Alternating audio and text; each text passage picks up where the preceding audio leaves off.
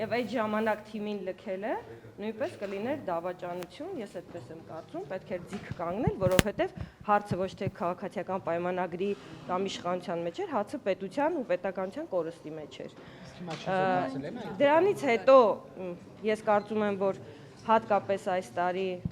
շատ լավ արդյունքների ենք հասել, էլի անհնարին ժանրից թվացող խաղաղության պայմանագրի նախաստորագրում ա եղել, ես հպարտանում եմ բոլոր մարդկանցով, ովքեր այդ ճանապարհը կարողացել են անցնել, որովհետև մենք բոլորս այն կարգի կորուստներ ենք ունեցել, Նարեկ ջան, ձեզանվել եմ հպարտանում, որովհետև դուք եք մեր հետ այդ ճանապարհ անցել, ով որ անցել ա ու օգուտ ա բերել պետությանը, բոլորով հպարտանում եմ։ Մենք հիմա հասել ենք այն վիճակի, որ պետք է մարդիկ աշխատեն, երջանիկ լինեն, խաղաղ ապրեն։ Հիմա լավ չի, որ այդ վիճակը։ Ես կարծում եմ, որ Հայաստանի համար սկսել են լավ ժամանակներ, մեր պետությունը պետքա ծաղկի, մարդիկ պետքա լավ աշխատեն, այս պահին ուզում եմ գնամ հիմա էլ այնտեղ աշխատեմ, պետությունը ծաղկեցնեմ։ Որտեղ որ աշխատել եմ 18 թվականից առաջ, ժողովուրդ ջան, ես հո դպրոցից չեմ հելել եկել ստեղ կամ չգիտեմ, փողոցից եմ եկել։ Ես շատ կեսագրությունից չեք նայում, ես իմ կյանքում 16 տարեկանից սիրելիներս աշխատել եմ 16 տարեկանից մինչև այսօր, բացառությամբ մի 2 տարի, որ երեխա եմ ունեցել, չեմ կարողացել, ամեն օր աշխատել եմ, հիմա գնում եմ այդտեղ աշխատել, մեծ պլաններ ունեմ, լավ, ուզում եմ ստեղծագործեմ, ուզում եմ նոր բիզնես պլաններ ունեմ, ուզում եմ Հայաստանի տնտեսությանը օգուտ բերեմ, վատ ա։ Կան պատկանները, մի քանի սեզոն եղան գումարում, ավելի ճիշտ եղան պատգամավոր, հիմա գնում են բիզնես դնել, այսինքն պատգամավոր։ Նարեկ ջան, դուք առաջին անգամ չեք ինձ խայթում, ես 18 թվականից առաջել էի բիզնեսով զբաղվում, լսում եմ։ Հիմա ըստեյության պատգամավորի գործ այդպես եկամտաբեր է եւ կարելի է աշխատել եւ հետո գնալ բիզնես դնել։ Սիրելի Նարեկ, առաջին անգամ չի, որ այդ հարցով դու ինձ խայթում ես։ 18 թվականից առաջ ես աշխատել եմ, բիզնես եմ ունեցել, շատ ավելին եմ վաստակել, քան ազգային ժողովում եմ վաստակում։ Ես օրենքը պահպանող, հարգող պատգամավոր եմ, ես երբեք ինձ թույլ չէի տա պատգամավորական գործունեությանը զուգահեռ որևէ գործունեություն ծավալել, որովհետև դա անօրինական է եւ հակասահմանադրական։ Հիմա ես ուզում եմ իմ ընտանիքի համար ավելի լավ ժամանակներ բերեմ։ Ինչ մեղք ունեն իմ երեխաները։ Շարունակել եմ կուսակցությունում մնալ, դա ոչ մի բան չի փոխվում, երբ որ իմ ընկերներն իմ կարիքը կզգան, ես նորից կլինեմ իրանց կողքին, ընտրություններին իրանց օգնելու եմ, 26 թվականի քաղաքացիական պայմանագիրը վստահ եմ, որ հաղթանակ ա ունենալու եւ լավ հաղթանակ ա ունենալու։ Իսկ դուք քաղաքականապես բիզնեսի ո՞ր ճյուղն եք ընտրել։ Ես համարում եմ, որ քաղաքականությունից դուրս կյանք կա, ես տեսել եմ 30 տարվա մեջ ոնց են եկել մարդկանց ժամանակ եւ իրանք չեն գիտակցել, որ ժամանակը եկել է գնալու, պետքա սթափ լինել, պետքա հասկանալ, եթե արել ես այս պահին ուրիշ տեղ ես տեսնում, պետքա հանգիստ գնաս, չվախենաս։ Կարող է կան մարդիկ, օրինակ 30 տարվա մեջ ես տեսել եմ քաղաքական գործիչների, որոնք կարճել են քաղաքականությունից չեն գնացել։ Ես ընկալել եմ, որ այդ մարդը այդտեղից դուրս ոչինչ չի կարում անի։ Բացարձակապես ես սիրում եմ իմ թիմը, ես նույն ձև վերաբերում եմ պարոն Փաշինյանին, ես ոչ մեկից հիասթափված չեմ, ինքը իմ ավակ ընկերն է, կուսակցությունը այն կուսակցությունն է, որի համահիմնադիրներից մեկը ես եմ եղել, ՔՊ-ից ոչ միտեղ չեմ պատրաստվում գնալ։ Ամբողջությամբ ինքնակամ։ Բայց դուք միշտ տարբեր Հախուշի արդյոք պատասխանատվությունից, որովհետև առաջիկամ ծանրագույն որոշումներ պետք է կայացվի, խորհրդանում խաղաղությանը։ Ես արդեն ասեցի, ես վստահ եմ, որ ես կհասցնեմ, արդեն մի համաձայնագիր եկել է, ես քվեարկել եմ եւ նորից կքվեարկեի, ես կարծում եմ չկա ավելի լավ բան, քան խաղաղ պետության մեջ ապրելու արարելը, կհասցնեմ դեռ մյուս ձեր ասած ինտրիգային բաները քվեարկել, նոր գնալ, փախուստ գներ 21 թվականին։ Տիկին Պողոսյան, իսկ Նիկոլ Փաշինյանի հետ ձեր որոշման մասին քննարկում ունեցել եք, ինչպես է նա արձագանքել։ Ոչ, պարոն Փաշինյանը մեր ոչ մեկի ազատ կամ արտահայտման վրա ազդեցություն չի ունենում։ Չէ, ազդեցության մասին չեմ ասում, ոնց է արձագանքում ձեր որոշմանը։ որոշմանը։ Մի րոպե լիկոր։ Չառաջադրվեն խնդիրներ։ Ես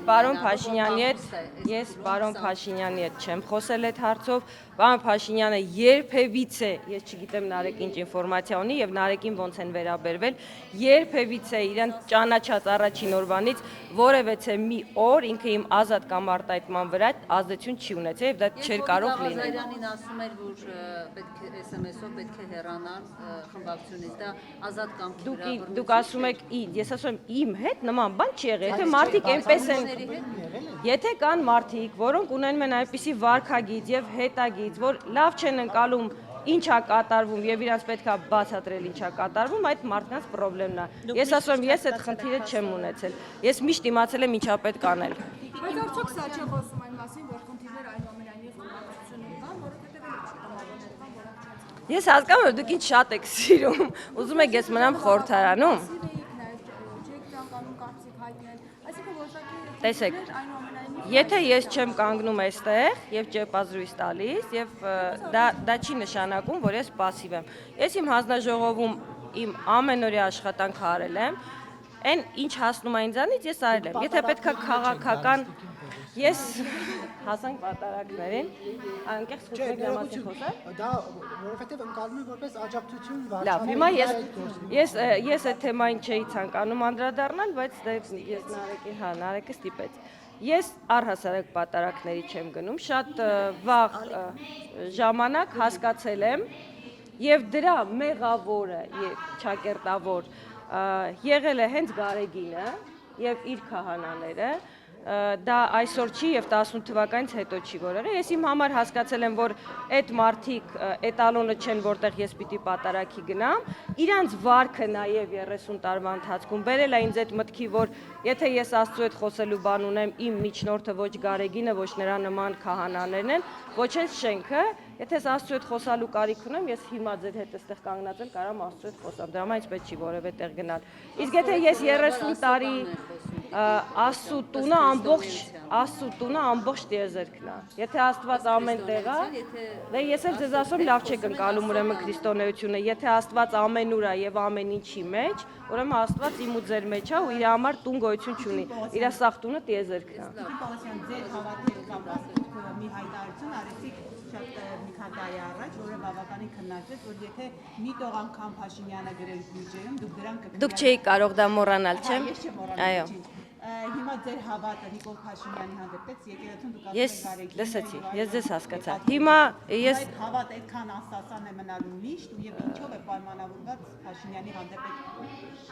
մեծագույն հավատը։ Okay։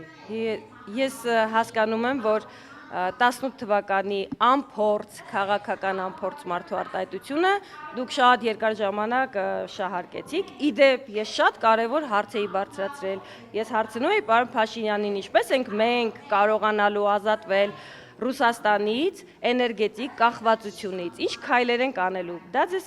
էական չէր։ Իսկ խոսքը ձևակերպելը,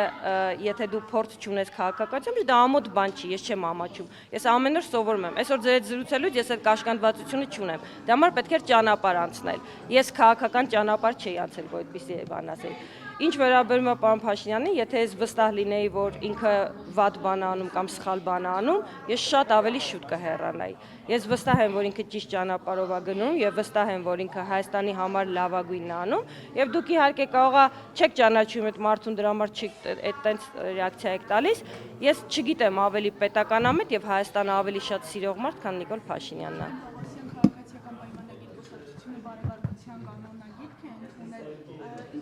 Ինչ բարեբարքություն։